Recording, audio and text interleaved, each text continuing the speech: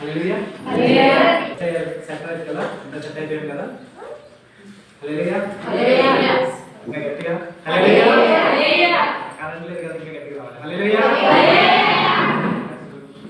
Okay, ఒక pastor గారు వాక్యం చెప్తున్నారంట అందరికి. వాక్యం చెప్తూ విశ్వాసం అనే ఒక టాపిక్ వచ్చిందంట. ఏ టాపిక్? విశ్వాసం గురించి మాట్లాడుతూ ఉన్నాడంట పాస్టర్ గారు. చెప్పానా నేను ఎప్పుడైనా? ఐ మీన్ ఈ టాపిక్ ఎప్పుడైనా చెప్పానా? చెప్పలేదు కదా. ఓకే, విశ్వాసం ఇవ్వడంట. మీరు విశ్వాసంగా ఉంటున్నప్పుడు మీరు అనుకున్నారనుకో, ఈ కొండని ఇటువైపు నుంచి ఇటువైపు వచ్చామంటే కొండటి నుంచి వచ్చేస్తుంది. ఎందుకంటే దేవుడు అంత శక్తివంతుడు. మీరు విశ్వాసం ఉన్నప్పుడు దేవుడు చాలా కార్యాలు చేస్తారని చెప్పారంట. ఓకేనా? మీరు విశ్వాసం ఉన్నప్పుడు దేవుడు ఏం చేస్తారంట? చాలా కార్యాలు చేస్తారు. మీరు ఏమన్నా కొండటి నుంచి ఇది తీసుకొచ్చేస్తారు అని చెప్పారంట. చెప్తే విన్నారు ఎప్పుడైనా స్టోరీ? రాయసని చెప్పాడా? ఓకే ఓకే సరే, మరొకసారి నేను చెప్తాను, వినండి పర్లేదు. అన్నప్పుడు ఏమన్నారంట? సరే అని చెప్పి అందరూ ఆలకించారంట. తర్వాత రోజు ఏమైందంట, ఒక పాలవాడు వచ్చి పాలు తీసుకెళ్తా ఉందంట. పాలు తీసుకెళ్ళడానికి వచ్చినప్పుడు పడవలన్నీ అటువైపు ఉన్నాయంట. విన్నారు కదా, మళ్ళీ ఒకసారి గుర్తు చేస్తా, వినేయండి. పాలు తీసుకెళ్ళడానికి చెరువు ఇయ్యపు నుంచుందంట. ఓకేనా? నుంచున్నప్పుడు ఏం చేశారంట, పడవలన్నీ అటువైపు ఉండే కదా అని చెప్పి ఇవి ఏం చేశారంట, సరే విశ్వాసం మా పాస్టర్ గారు చెప్పారు కదా, విశ్వాసంగా వెళ్ళిపోదామని చెప్పి ఆ చెరువు మీద నుంచి నడుచుకుంటూ ఎటువైపు వెళ్ళిపోయిందంట, ఆ పక్కన వెళ్ళిపోయిందంట. ఓకే, వచ్చేటప్పుడు ఎవరు వచ్చారంట అటువైపుకి? పాస్టర్ గారు వచ్చారు.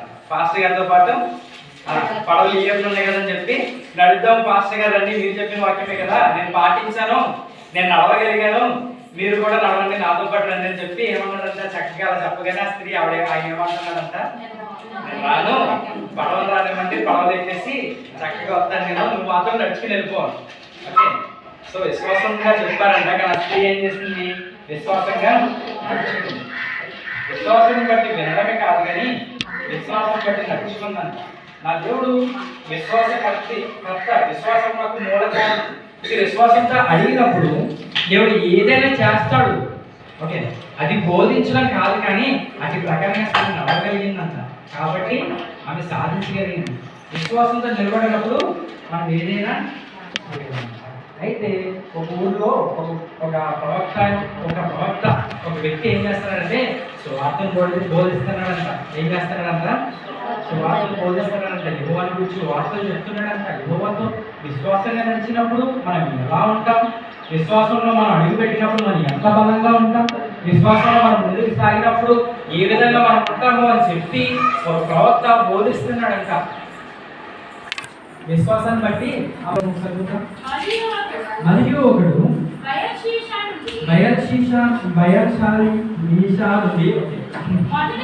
మొదటి పంట బాపాతి 50 పిండితో చేయబడిన 20 రొట్టెలను, కొత్త గోధుమ వెన్నెలను, కొన్ని పండ్లను తీసుకుని వచ్చి దైవజనుడైన అతనికి కానుకగా ఇయ్యగా అతడు జనులు భోజనము చేయటకు దాన్ని వడ్డించమనెను.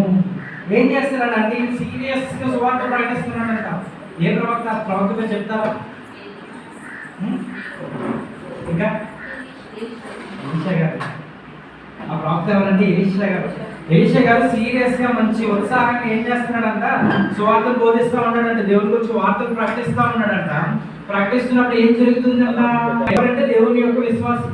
ఓకే, దేవుడి సన్నిధిలో ఒక విశ్వాసి కొత్తగా పంటేశాడంట. పొలంలో పంటేసినప్పుడు ఆయన ఏ ఉద్దేశంతో అయితే పంటేశాడో దానికి మించి వచ్చిందంట పొలం. దానికి మించి ఆయన సంపాదించగలిగాడంట.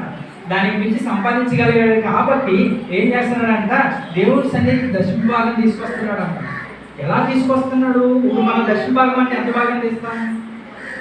10వ వంతు తీస్తాం మనం బయటికి, అంతేనా? దశమ భాగం అంటే మనం 100లో 10వ వంతు తీసుకొచ్చి దేవుని సన్నిధిలో అర్పిస్తాం. ఓకేనా? కానీ ఇక్కడ ఈ వ్యక్తి ఏం చేస్తున్నాడు తెలుసా? 10వ వంతు తీసుకురావట్లే. అతనికి లాభం అధికంగా వచ్చినందుకు ఆయన ఇంకా అధికమైన సంతోషంతో ఏం చేస్తున్నాడంట, అతనికి ఉన్నదంతా చాలా మటుకు తీసుకొచ్చాడంట. చాలా మటుకు తీసుకొస్తే అక్కడ ఎలీషా ప్రార్థన పెట్టినప్పుడు, లేదంటే ఎలీషా సువార్తను బోధిస్తున్నప్పుడు, యేసుక్రీస్తు సువార్తను బోధిస్తే ఎలా అయితే జనాలు చేరుకుంటున్నారో ఎలీషా కూడా అలాగే జనాలు వచ్చేయడం మొదలు పెట్టారంట. ఎలీషా చేసిన కార్యములను బట్టి ఏలియా ఏం చేశాడంటే ఇశ్రాయేలులందరికీ ఏలియా చేసిన కార్యం బట్టి చాలా మంది ప్రజల్ని ఏలియా సంపాదించుకున్నాడు కదా.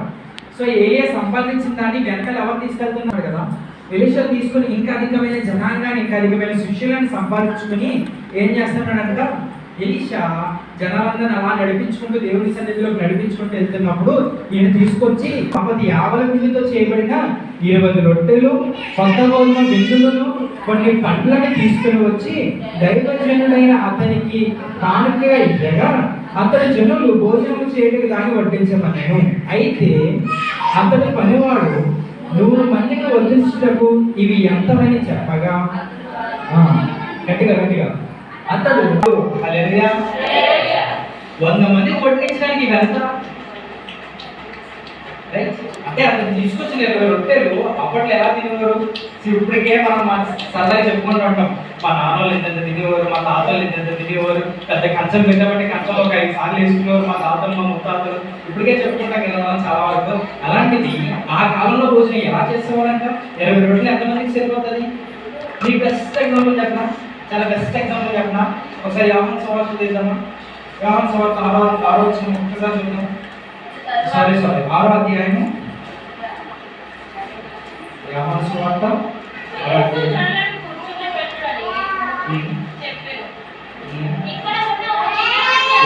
ఇక్కడ ఉన్న ఒక చిన్నవాణి యొక్క 5 యావల రొట్టెలు, చాలు ఎన్ని అంట?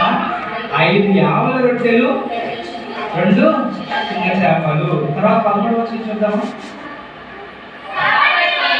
కాబట్టి వారు భుజించిన తరువాత వారి యొక్క ఎన్ని మిగిలినంత? 5 యావల రొట్టెలు. చిన్నవాడి దగ్గర ఎన్ని ఉన్నాయంట? 5 యావల రొట్టెలు, 2 చిన్న చేపలు. వీళ్ళ దగ్గర ఎన్ని మిగిలినాయంట? 5 యావల రొట్టెలు పోగు చేస్తే ఎన్ని గంటలు వచ్చాయంట? ఒక చిన్న పిల్లడు ఎన్ని గంటలు తింటున్నాడంట భోజనం? చదివాము ఇప్పుడు. ఒక చిన్న పిల్లవాడి యొక్క ఎన్ని గంటలు ఉన్నాయి?